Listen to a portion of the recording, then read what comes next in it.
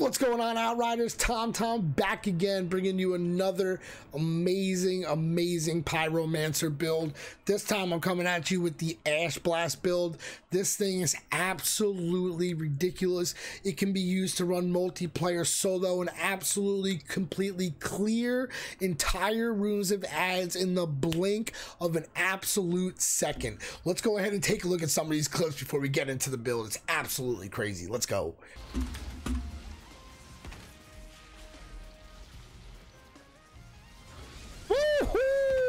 Now that is how you clear a room with Ash Blast, baby.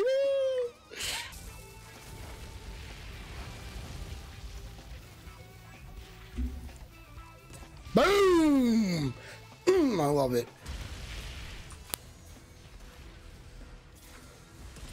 Look at all those ads just disappear. Ridiculous.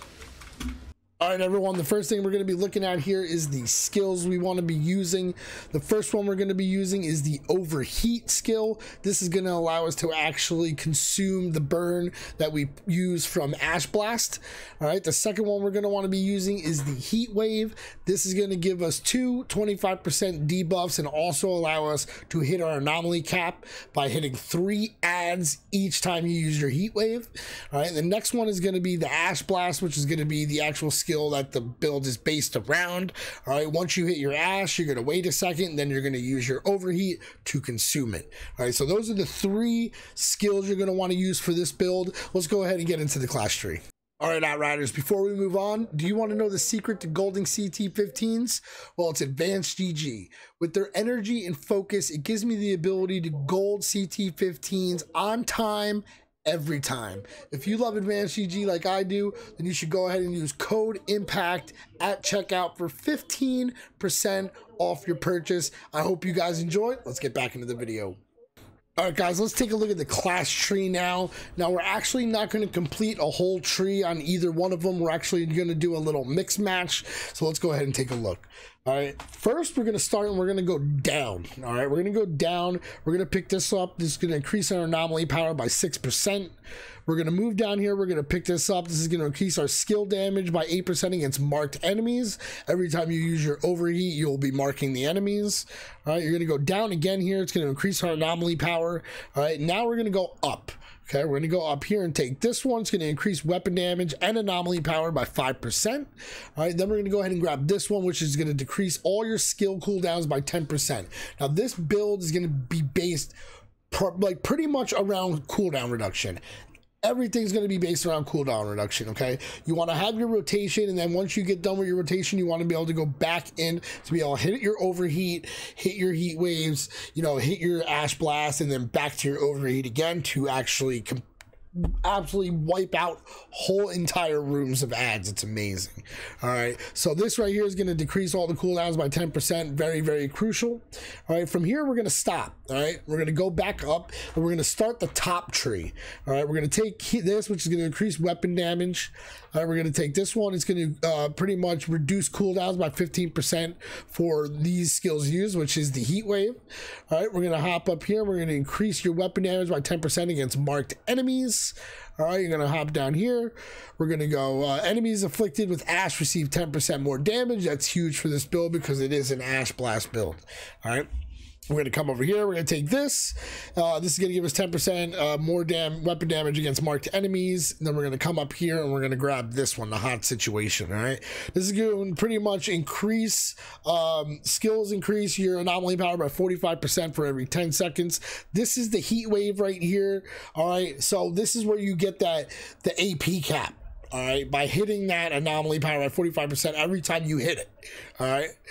So now we're going to come here. We're going to get resistance piercing by 15%. We're going to come down here. We're going to grab this one, which is going to increase your weapon damage by 10% against marked enemies. You're going to increase your anomaly. You're going to increase your armor piercing here by 10%.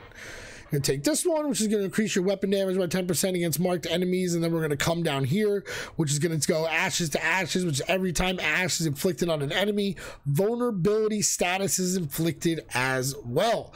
So every time you hit your actual ash blast and you get the ash on them, right there, they're all vulnerable. All right, so then we're going to come over here, we're going to decrease reload time by 20%. It's really, you know, whatever. Then we're going to come here, we're going to take this one, increase damage against elites by 10%. Then we're going to, it's also going to do elites deal 10% more damage, less damage to you, which is crucial because yes, this build is very squishy, very squishy. You don't use any defense at all, no defensive mods or anything like that. All right, this is purely pretty much a speed running style build. All right, this is going to give you pretty much, you're going to be very squishy with this, but you're going to do a mass damage, and especially when you're in multiplayer playing with your friends, you're going to be able to just head for the ads and wipe out the entire room of ads with one overheat. It's amazing. All right, we're going to go ahead, we're going to come up here, we're going to grab this one, which is enemies inflicted with ash receive 15% more damage. All right, then we're going to grab this one, the last one. This one's going to go ahead and reduce the cooldowns by 15% for our heat wave again, giving us a crazy amount of actual cooldown for this build. Like I said, it's really based around cooldown reduction, all of it, so you can pretty much, you know, the whole point is to pretty much get your ash out there and then use overheat to consume it to do mash damage. So you want to be able to do that as much as possible. That's why you're going to use cooldown reduction. All right, so let's go ahead and take a look into the actual mods and the gear for this build, because I know that's what you're waiting for. Let's go. All right, guys, let's take a look at the actual mods and the gear that you want for this amazing build. We'll start with the weapon side here. Now, I like to use the Animoid Death Shield combo with the Moaning Winds. I know some people like to use other things, but for me, I like to use this combination because I love the Moaning Winds. It hits super hard, and I really love running out on my pistols because it's a lot of fun. But anyway, let's get it started here. We're going to start with the Animoid as usual. We're going to have the Moaning Winds and the Fortress on it. Then we're going to have the Death Shield. We're also going to have the Moaning Winds and the Fortress on it. Then we're also going to have pistols. The pistols is what you're going to be holding the entire time. All right, the reason for that is because you're going to empty out your Animoid and your Death Shield, so you're able to proc Moaning Winds every single time you cycle through your guns. Now, I use the Torment and Agony here because it does have status power on it. That gives you another 30% status power because you'll be holding those pistols the entire time you're actually doing your rotations. Now, I put Fortress on here because it does give you the actual 43% damage bonus based on your armor. And I also have Clip Combustion on here, which is kind of like a mini Moaning Winds for your pistols, which also cooldown is only 2 seconds. It does hit for about 96k, which isn't much, but hey, it's something, right? All right, next thing we're going to do is we're going to look over at the actual gear for this build. As I said before, this build will be based around cooldown reduction, because you want to be able to keep rotating all your powers, you know, as you go through without having much of a problem, you know, in between time. So the first thing we're going to take here is the anomaly power, cooldown reduction, and status power. We're going to be running two purple pieces, all right? 2 purple pieces and 3 piece Akari. The reason for this, the reason for I'm running the head and the hands is because each one of these Akari pieces come with cooldown reduction on it. All right, so that's, like I said, the point of the build is to have much cooldown reduction as you possibly can on it. Now, there is a patch coming up next week, all right, which is going to absolutely make this build even more stronger than it absolutely already is. It's going to be absolutely ridiculous next week because they're reducing the cooldowns of the Ash Blast. All right, so it's going to be absolutely ridiculous. So you'll have all your cooldown reduction, and then you'll also have all the, you know, the cooldown reduction for the next week's patch. So it's going to make this build absolutely insane. You'll be able to keep rotating through all 3 of your powers, hitting that ash, consuming it with that overheat, doing mass damage, and clearing out rooms of ads like it's nothing. Like it's nothing. All right. So we're going to start with the head here. As you see, I'm going to be running anomaly power, cooldown reduction, and status power. Those are the 3 you're going to want to be running on your purple pieces. Anomaly power, status power, cooldown reduction. All right, I'm also going to be running burnt out and fire tsunami for the mods on this. All right, the burnout is what's going to give us that 25% debuff for our heat wave. For this build, we'll be running 2 heat waves, so you'll get a 50% debuff. But not only that, using those 2 heat waves, if you at least hit 3 enemies every time you will hit that AP cap. So once you hit that AP cap using those 2 heat waves, you're going to automatically hit your ash. All right, you're going to wait about 2-3 seconds depending on how big the room is, and then you're going to hit the overheat to consume it, and you're going to see all these ads just completely disappear as you saw before in the video. So it's absolutely ridiculous. All right, so we're going to be running Burnt Out, Fire Tsunami. Fire Tsunami increases the width of the heat wave, which is amazing. So you have a nice big old spot you can get those build that AP up. All right, we're gonna go with the Akari chest here. As you know, it has anomaly power, cooldown reduction, also comes with some skill life leech. That's okay. It has the cooldown reduction that we need in the anomaly power.